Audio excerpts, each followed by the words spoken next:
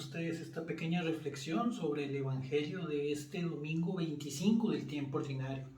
Hoy, 19 de septiembre, seguimos tocando algunos aspectos importantes y elementos muy valiosos para comprender y llevar a la práctica para poder verdaderamente ser cristianos desde lo que Cristo pensó y no cristianos desde nuestra propia inventiva, por decirlo de alguna manera. Y es que esa es la riqueza del tiempo ordinario, que al no centrarse propiamente en un misterio pues específico, como lo es el tema de la Pascua o el tema de la Navidad, nos permite poder reflexionar sobre la experiencia de Cristo en nuestra propia cotidianidad y de ahí poder tomar las medidas y las reflexiones que nos permitan poder acercarnos cada día mejor al Señor. Y es que en este justamente domingo, bueno, empezamos el domingo pasado hablando sobre el tema del primer anuncio de la pasión y el requerimiento, la necesidad cristiana de aprender a tomar la cruz de cada uno de nosotros. Hoy, el Evangelio de Marcos que se nos proclama nos enfoca otra oportunidad de reflexión con la segunda, pues, anuncio de la pasión de Cristo, pero dice el texto propiamente de que esas palabras no eran entendidas por los apóstoles y que temían inclusive pedir alguna explicación. Pero el texto continúa reflexionando sobre esto y pues nos da una revelación muy interesante sobre justamente el por qué los discípulos no tenían o no lograban comprender propiamente el mensaje de Jesús.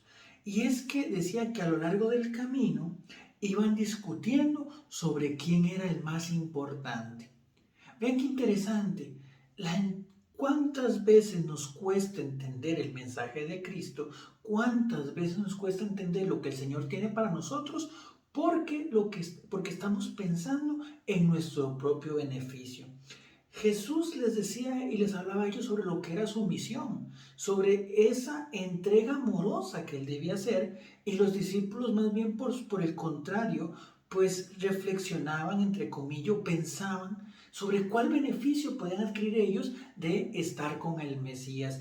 Claramente todavía no habían entendido el llamado y el valor del mesianismo de Cristo y sobre todo la vocación que ellos como servidores de Jesús iban a después tener que asumir como servidores, como pues justamente como esos enviados a compartir la buena nueva con todas las situaciones que venían alrededor, inclusive que, bueno, para eso es secreto que de los apóstoles solo Juan fue el único que no fue martirizado. Entonces, de ahí partimos a entender que verdaderamente los discípulos todavía no habían tenido la suficiente profundización sobre qué era lo que Cristo venía a hacer a la tierra y más bien seguían pues en esa mentalidad de victorismo, en esa mentalidad de ver qué tajada me podía quedar de seguir con aquel que iba a ser el rey de los judíos.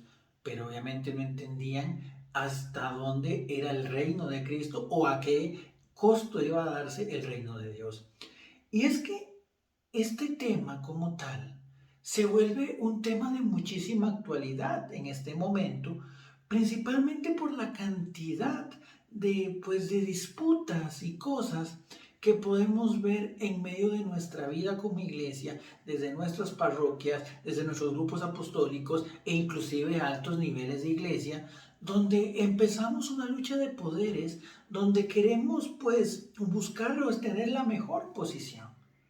Y Jesús justamente pues hace todo lo contrario. Jesús hace una invitación a que antes de buscar mis puestos, tener la razón, estar en lo más alto, yo debería de buscar más bien convertirme en un servidor de todos. Y viene con otro tema importante, que es el llamado que tenemos hacia los más humildes, hacia los más sencillos, hacia aquellos que tal vez desconocen cosas de la iglesia, como desconocen cosas de la vida, como aquellos que tal vez tienen problemas o necesidades económicas, etc. Esa es la intención de Cristo en este Evangelio y es la invitación que nos da la iglesia.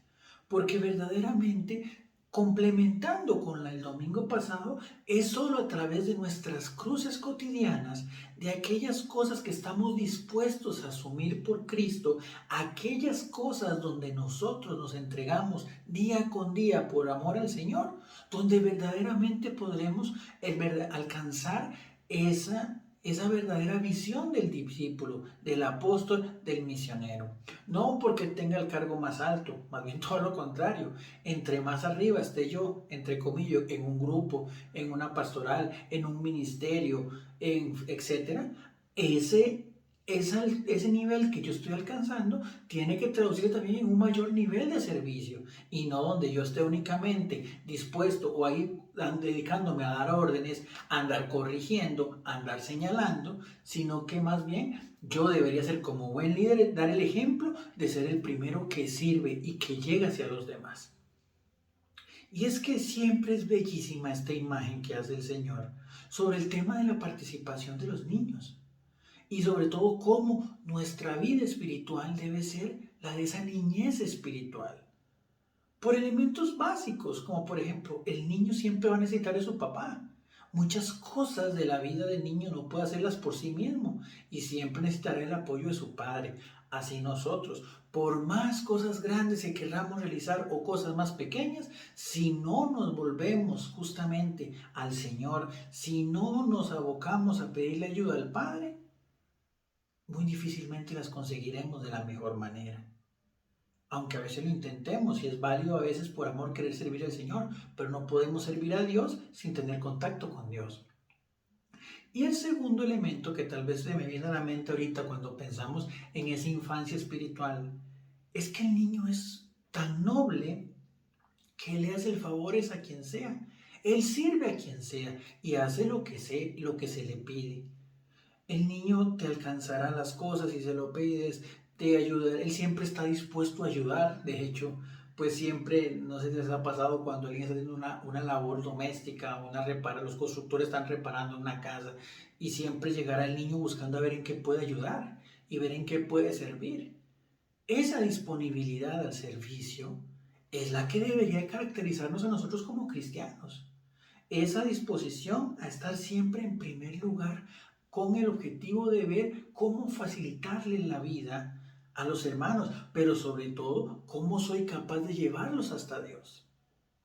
Entonces, aquí volvemos a comprender que Cristo pone el ejemplo.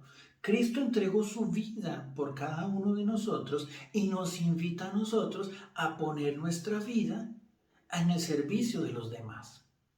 Y de esa manera, de esa forma, poder así dar un testimonio eficaz y demostrar que Cristo verdaderamente está vivo. Porque Cristo no se refleja vivo en que únicamente que lo digamos y que gritemos que Cristo está vivo, no.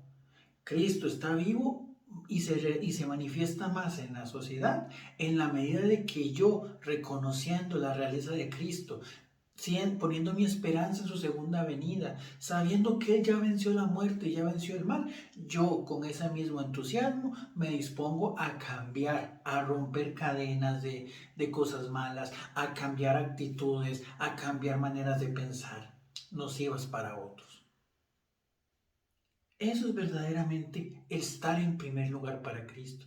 Aquel que el primero está, aquel que llega de primero a servir y a darse a los demás.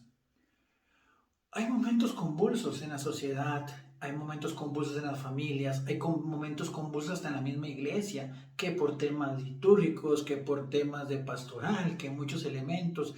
Y hoy muchos nos damos a la tarea de querer criticar y decir, no, es que mi forma es la correcta, no, es que vos estás equivocado, no, es que esos son herejes, no, es que son apóstatas.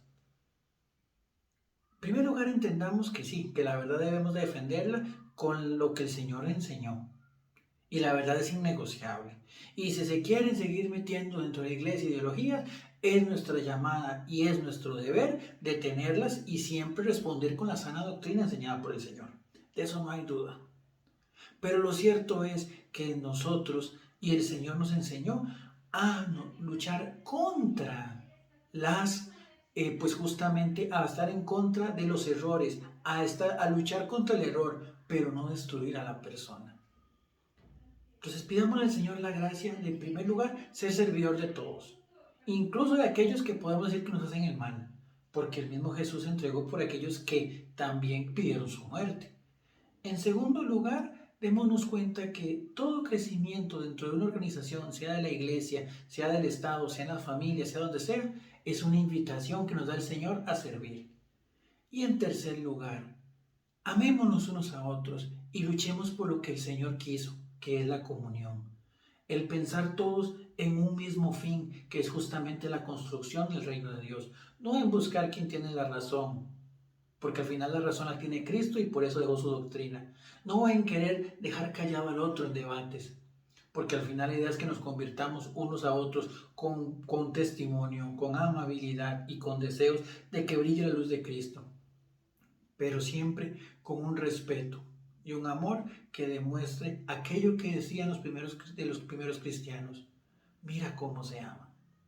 Pidamos al Señor la gracia de ser testimonio y de defender siempre la verdad, pero como verdaderos servidores, no como eruditos, porque al final sería caer en fariseísmos. Y el mejor testimonio y la mejor forma de llevar a Cristo a los demás es con mi forma de ser, es con mi forma de vivir. Que Dios te bendiga y que tengas un excelente domingo.